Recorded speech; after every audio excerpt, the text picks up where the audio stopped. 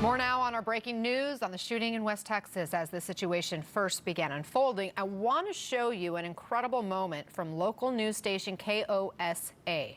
Watch. We're running through the mall right now. There's something going on over here. We're not sure what's going on. There are people running through the mall. Jay, we probably need to go. We can see this? Jay, we probably need to get off the air. Yeah. Let's go. What's wrong? You want to get them off the air? Okay, yes. We're going to have to, there's something, people running through the mall. We're not sure why. Let's we need to see going. what this is. Come on, everybody. Are we going to go back to programming? No, leave the setup. Okay, we're going to leave the setup. We're going to slip away just for a minute. We don't know what's going on. People running through the mall, so we need to see what this is.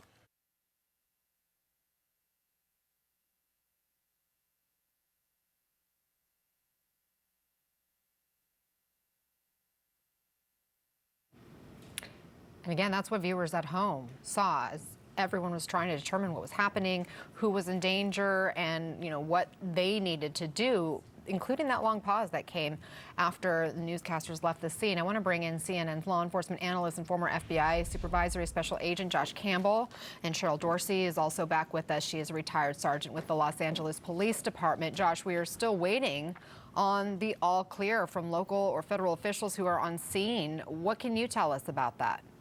Yeah, that's the key thing we're still waiting for, is any indication from law enforcement that they have ruled out this notion that there may have been a second shooter. Now, we know that in these types of incidents we've seen in the past, when you have eyewitnesses that are reporting what they've seen, oftentimes you will have someone say they saw more than one person with a weapon, which is a challenge for law enforcement, because if it turns out that it was a single shooter, they're essentially trying to prove a negative. But nevertheless, they have to run that to ground. They have to ensure that they're only dealing with one person, and the way they do that is by interviewing people. If there's CCTV footage in and around the area that they can consult, they'll want to do that as well. But you have a community out there that will remain at a high state of alert until they hear from officers that they've ruled out a second shooter. That's what we're waiting to hear, Anna.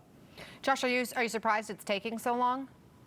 You know, there is no time frame on these. I mean, if you look at the multiple scenes here that are involved, you have the incident on the freeway following this traffic stop. You had the subject fleeing. There could have been people that were engaged along the way there seeing the shooter, and then into this populated area. So multiple areas where there could have been eyewitnesses saying that they saw something that was peculiar, and law enforcement officers have to go through each of those. One other thing they'll also look for are shell casings. Again, if they can determine that this came from one singular type of firearm, based on those shell casings, that will again help them determine that maybe there wasn't a second firearm or a second person that it was involved. But again, when you have an incident spread out across a freeway and then into a populated area, tough work for law enforcement. But again, with frayed nerves in the community, residents there just want that all clear. They want to know that the person that police believe was responsible has indeed been neutralized. Cheryl, if you're investigating this, what's happening right now? Well, by now, the officers probably on scene have an idea of who the deceased shooter is, and I would imagine that they're working backwards. They're sharing that information with folks who can get to his home, get to family, probably procure a search warrant to look at evidence that they might find within the home, evidence that they find within whatever vehicle he may have used to get to the point that he was first contacted before he took that mail truck, right? Cheryl, I don't mean to interrupt, but we have an update happening right now at the medical center. Let's listen in.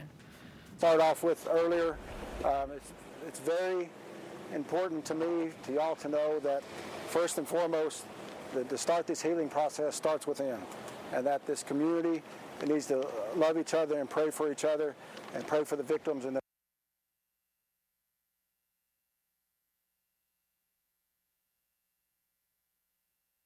center of what we have going, and I've got some updated numbers, and I'll try to go through those quickly but accurately. A minute ago, earlier when I came out, I reported 14 here. That number is 13.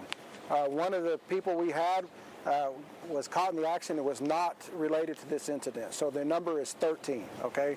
So I want to correct that the number is 13. Out of those 13, we have had 2 that have been treated and released. We have 7 that are critical. When I say critical, most of those have been in surgery and are out of surgery, 7 of those. Okay, those are critical. 2 serious, 1 deceased, and we have 1 transferred, a pediatric patient under the age of 2 years old that was transferred out of here, okay? So I'll go over those one more time. 7 critical, 2 serious, one deceased, one transferred under the age of 2 years old, okay?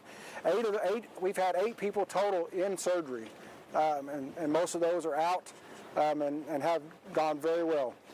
Let me just talk about our blood supply. We're getting a lot of calls about blood supply. Our blood supply currently is good. We're okay right now. We appreciate all the calls, and the outpouring has been nationwide. We're getting calls all over the nation about what's going on.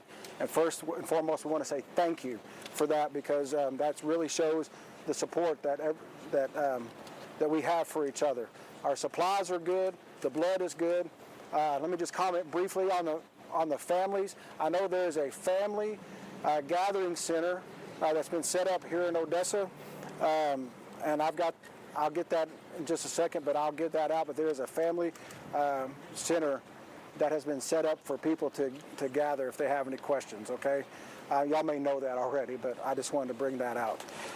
But we're still on lockdown. I still think for the safety of our patients and the victims' families that we need to stay on lockdown just to keep it under control. We hope to have that lifted before too long, but right now I think it's in the best interest to keep it locked down where it is, okay? Our staff has been amazing, but that's not the point here. The point right now is that these victims are being taken care of, and so we're just trying to do right by them, okay? Let me introduce just a few people that will take just a few questions, okay? This is Matt. He's our Chief Operations Officer. Matt's here. This is Dr. Bose, one of our trauma doctors. And I'm going to turn it over to Dr. Bose just for a second, just to talk about gunshot victims and what things like that are, and I'll let him speak to it in just a minute. We'll come back to me, then to Matt for any follow-up questions, okay?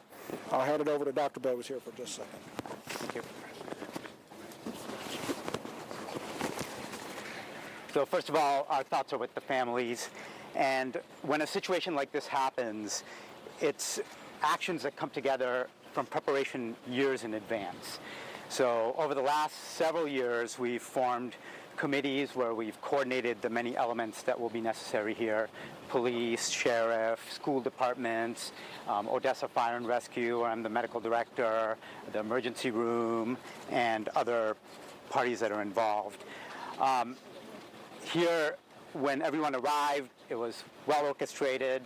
We received 13 patients, and because of this preparation, we were able to call in our backups, anesthesiologists, operating room staffs, techs, nurses. This was a great team effort for everybody when the patients arrived. After they arrived, we were able to do the initial stabilizing maneuvers on everyone.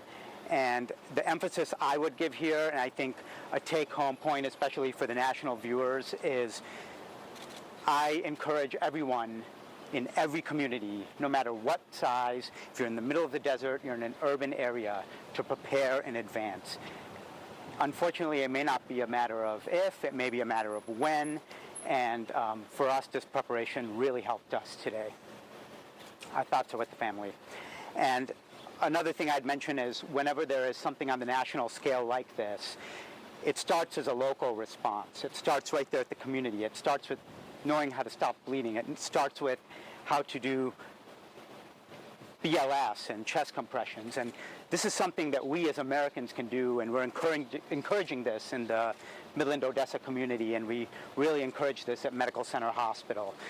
And you guys out there, wherever you're watching nationwide, you can make a huge difference for people, because when they arrive here, the response can stay local.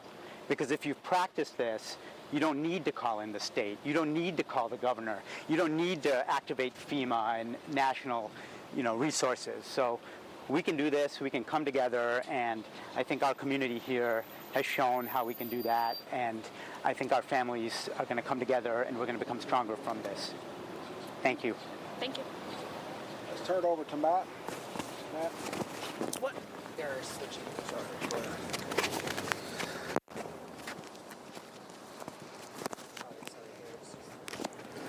Hi, my name is Matt Collins. I was the incident commander for this incident. First of all, of course, our hearts and prayers go out to all of the victims and their families and our hospital staff as well. This has been a very, very difficult situation. We really have 3 phases of operations inside the hospital when this happens. We have an activation phase, and then we have operational periods. We've just completed operational period 1 and 2, and at 7:30 we went into the final phase, which is a recovery phase. And that's where we start putting everything back together, getting back to normal operations, and taking care of our staff, and to continue to take care of those patients that have just gone through this horrific situation. So with that said, I'd be happy to answer any questions that I can. Of course, we're not able to release names or any information regarding the victims. Sir, for the one victim who was transferred, the child that was under 2 years old, were they transferred to Lubbock? Do you know the status of that child? I am not certain, but they were life flighted to Lubbock or Children's in Dallas. Do we know if the person who was deceased here was part of the original 5 that were reported dead? My understanding, all I can tell you is we know that that person was involved in this incident and had a fatal gunshot wound. What personally was going through, your staff mind, your mind when patients started coming in and calls started coming in? What was going through your guys' mind as a hospital staff? Honestly, it's not a time for us to think a lot. We've done a lot of preparation for this day, and we work through these things in simulated situations several times a year. So everybody has a role that they fall into. And everybody fell into that role. And the hospital and all of the staff performed admirably, but ultimately we're here to serve those victims and the families, so it's not really about us today. I believe earlier the CEO mentioned that you have an area specifically for families. I know you're under lockdown right now, but is that area still open to families who are trying to get into the hospital? We do. Of course, this happens when all of the media is released and social media reports. People come to the hospital seeking reports on their loved ones. So we have a location inside the hospital where we congregated all of those families, and we had a senior nursing official work to reunify them and get as much information as we could to each and every family member. It's my understanding that that room is down to just a couple of families now, and that we've communicated with everybody that we can. Are there any streets that are going to be blocked off or closed down to funnel traffic through, or have things died down? We're going to keep the hospital into a lockdown situation until approximately 10 p.m. just for staff comfort and safety, but the hospital is back to normal operations at this time. So if you guys had been less prepared, how do you think the situation could have been different? It seems like that preparation made the difference. It did make the difference. I can't tell you because we are prepared, but I think if we were not, we may not have had the same rapid response to the situation and the great outcomes that we had. We saved 12 people today. Can you confirm that the hospital is in need of more nurses to show up to help with victims, or? We're using our own internal communication systems to make sure that we're adequately staffed for the unit for the evening. And yes, we are actually above normal staffing levels for this evening going into the weekend. And the hospital is back to normal operations. As of right now, do you guys need more nurses, or? Right now, it's being reported to us that we're fully staffed. We activate what's called call trees, where managers start them, then they call one person after another, and we had the exact response that we would have ever hoped for in the situation. Not only for nurses, but for doctors and all of the other support staff and police officers, security, everybody that we need to manage an incident like this. And for people who are watching at home right now, I know that you mentioned your blood supplies are good. That's very good news. And then your supplies inside the hospital are doing well as well. But what can they do to help? As our CEO said a few minutes ago, the community needs your prayers. The victims need your prayers. Families need your prayers. The hospital staff needs your prayers. What we call cash emergency supplies. So when there is a situation like this where we consume lots of supplies while giving the care, we're able to replenish them quickly enough to maintain operations. I think that's pretty much everything I have, except for you said that y'all were moving into the 3rd phase, which is kind of putting things back together and going back to normal. Is that because most of the patients are kind of getting in that stable, condition? Those patients, there's 8 that are 7 critical and 2 that are serious. So I can't give you an update on their exact status, but they are receiving the appropriate care at the level of care they're at. I just have a quick question for the doctor, and we could just keep the mic on you. Have you responded to any of this situation before? And when you did start getting the calls that this was happening, what, as a doctor, what went through your mind at first? First, I would emphasize that this is not about the doctor. It's not about us. It's about the family. But myself, personally, I'm an Iraq war veteran. I served 12 years in the military and served in the Second Battle of Fallujah and Baghdad. And this is something that, unfortunately, I'm very experienced at, mass casualty situations. And this is what led us to form the preparation process with hundreds and hundreds of people that you are not seeing here that are very intricately involved in a situation like this. So as far as for the public out there, the message for them, I think what they can do to help, you know, we always say thoughts and prayers, that's great, but go out there, take a BLS class, go out there, learn about how to stop bleeding, go out there and practice safety. Don't text and drive. Don't do things where you put yourself and others in danger. And this is something that we can do as a nation to help here. Was there anything based on either possibly a weapon that may have been used or the ammunition that was used that made this worse than maybe a typical gunshot wound or anything else? So typically I can reliably comment on what's happening in the walls of the emergency room. So it'd be speculation about what is going on the streets and what streets are closed and what weapons were used. I don't want to say the wrong information. So I have one more question for Yes, you. ma'am. Can you confirm any local law enforcement? Are there any police officers in the hospital right now who are either recovering in stable condition or in critical condition that you can say? I don't want to say the wrong information, but from my understanding of the situation, the vast majority came to Medical Center Hospital. We are the highest level trauma center for over 30,000 square miles in this region. So over 30,000 square miles. So the majority came here. There were a few that went to some outlying trauma centers as well. So who was an officer and who wasn't and who was where, it would be speculation on my end. Okay. Our end, we were just trying to do the basics, stop bleeding, resuscitate, and use our well-trained techs, nurses, staff, physicians, everyone to get the job done. I've got one more for you, and then Yes, I'm done. So going back to that preparation, you know, you as a doctor, is there anything specific that you guys prepared that was super beneficial as in the position of a doctor? These things don't just happen. You have to prepare. So everything from who comes in to where family members go to how to keep ourselves safe, how to prevent wrong messages going out to the media, how to keep the calm and do this in a calm situation. This doesn't happen by accident. This takes years of preparation, and I encourage every community to do this. This is not an urban community here, but this happened here. And this can happen anywhere across America.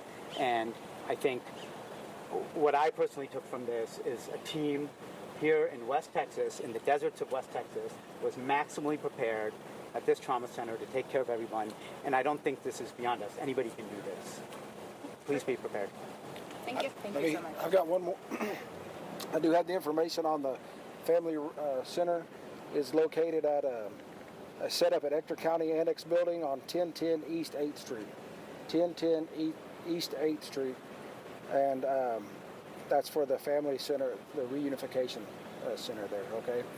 Any other questions before we wrap this up? How many doctors were called in? Several. We called in a lot. So we had our basic emergency department crew, and then on top of that, we have backup emergency department crew. But often you have to figure out the bottlenecks in your system, and this came from our preparation.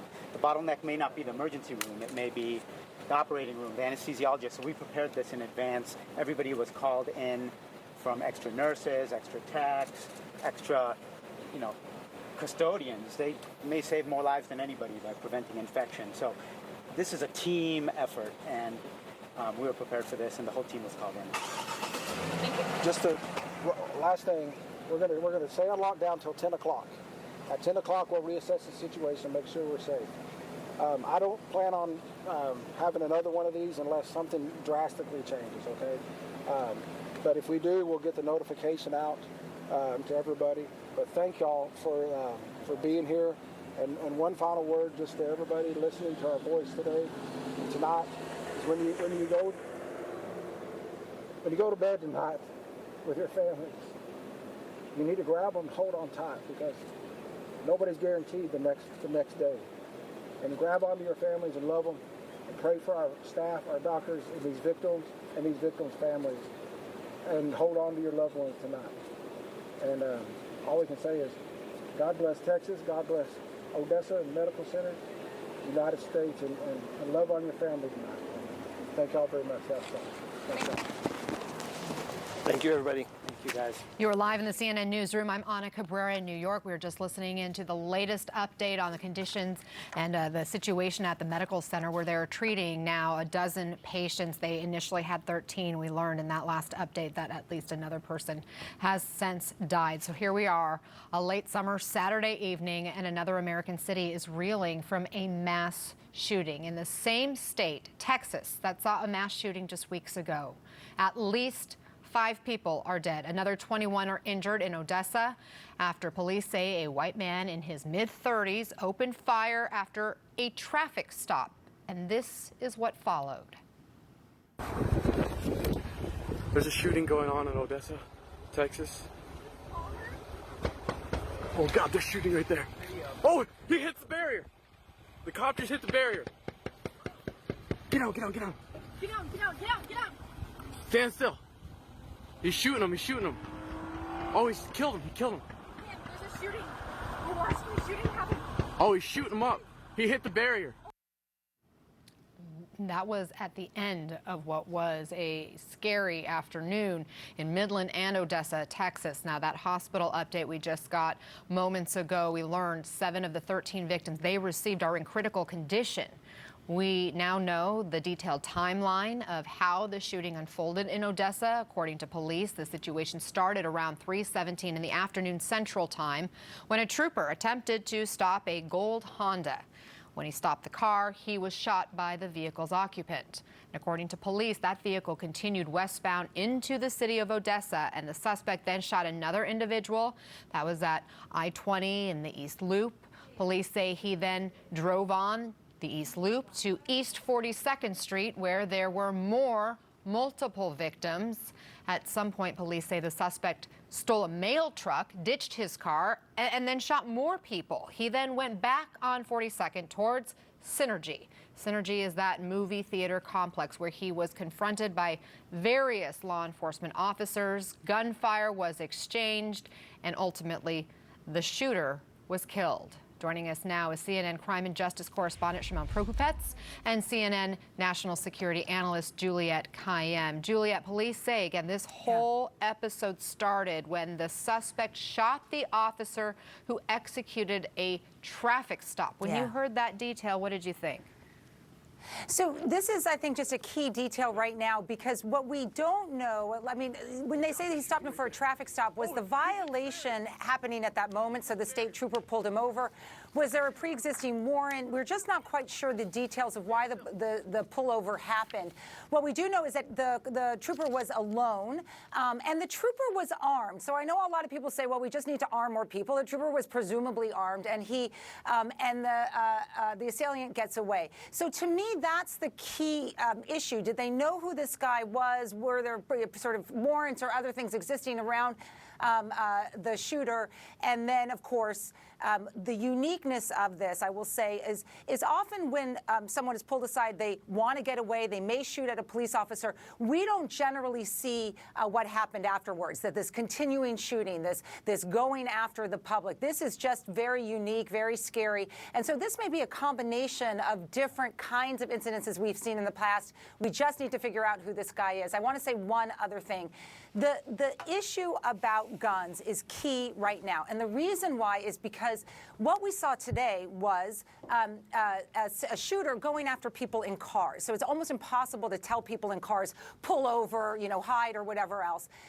So other active shooting cases, you know, people will say, oh, we just have to make schools safer. We just have to make movie theaters safer. We just have to fortify more things. And I think unless we get to the core issue of you and I and Shimon, yet again, on another Saturday night, are looking at a mass death event in the United States because of guns, no amount of fortifying is going to solve this problem. And today is a perfect example.